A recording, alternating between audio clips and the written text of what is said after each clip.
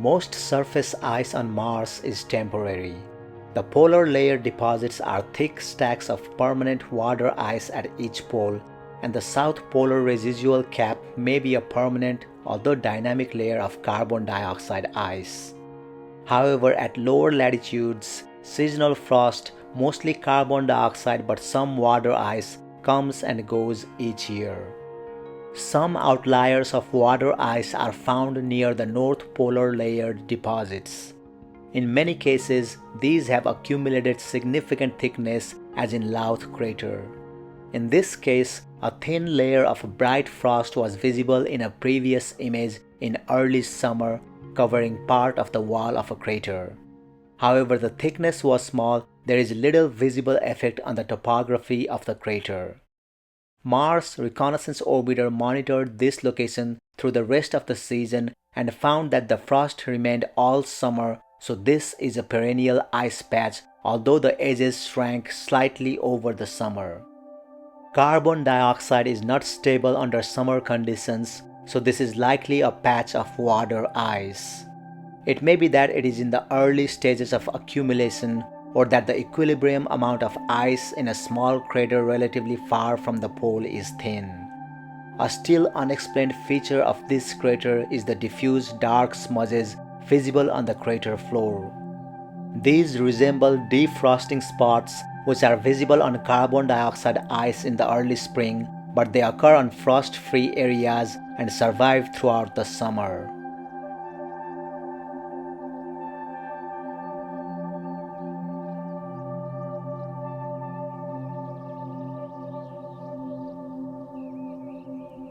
This view shows the dramatic buttes and layers on the lower flank of Mount Sharp.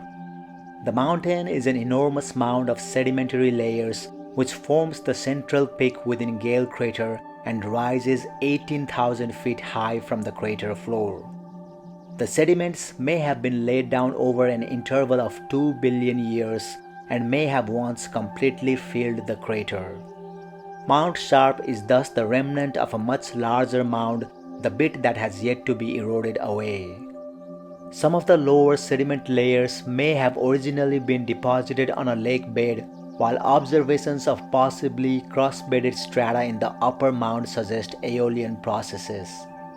However, this issue is debated and the origin of the lower layers remains unclear.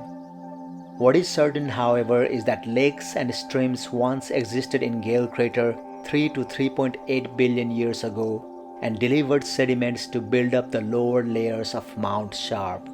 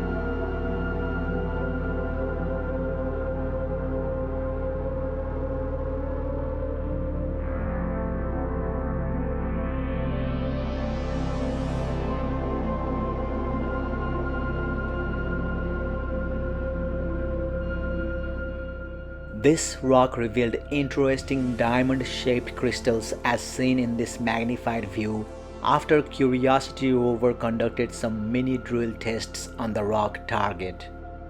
These features record concentration of dissolved salts and precipitation of the salts as minerals with distinctive crystal shapes.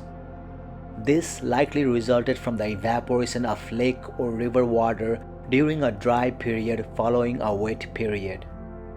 The view covers an area approximately 2 inches across that had been brushed by Curiosity's dust removal tool to remove a coating of dust.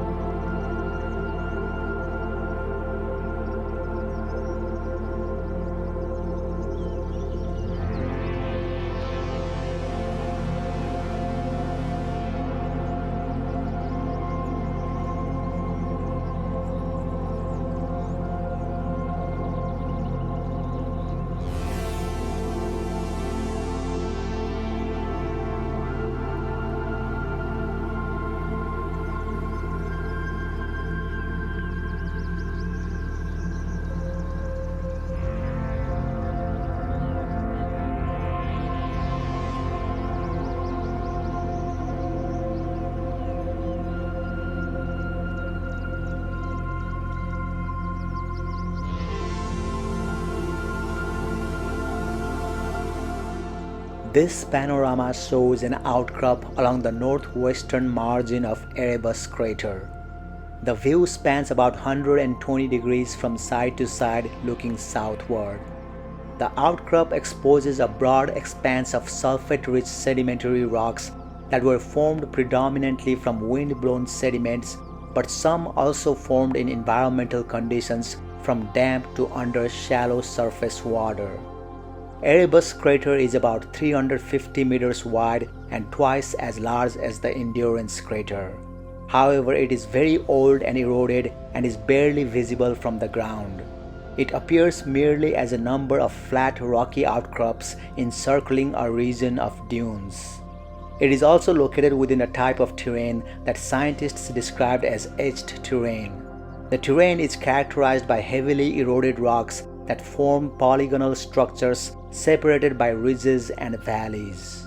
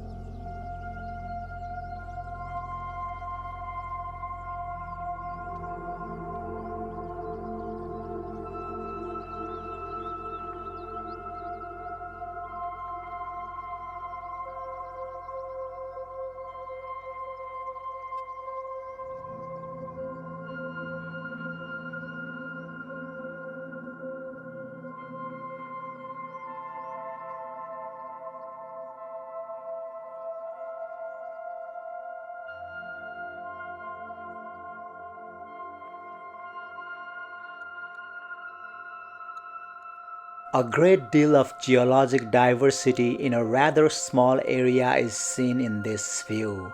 In the northern section of the image, we see flat terrain that is probably an ancient lava field. This field runs up against a mesa with slopes that show several dark streaks, possibly freshly disturbed material that is darker than the surrounding area and hasn't had time to fade. These dust avalanches are common in dust-covered regions on Mars. Further south, we see a line of pits and also fretted terrain before we come across a network of channels and depressions that dominate the southern portion of the observation.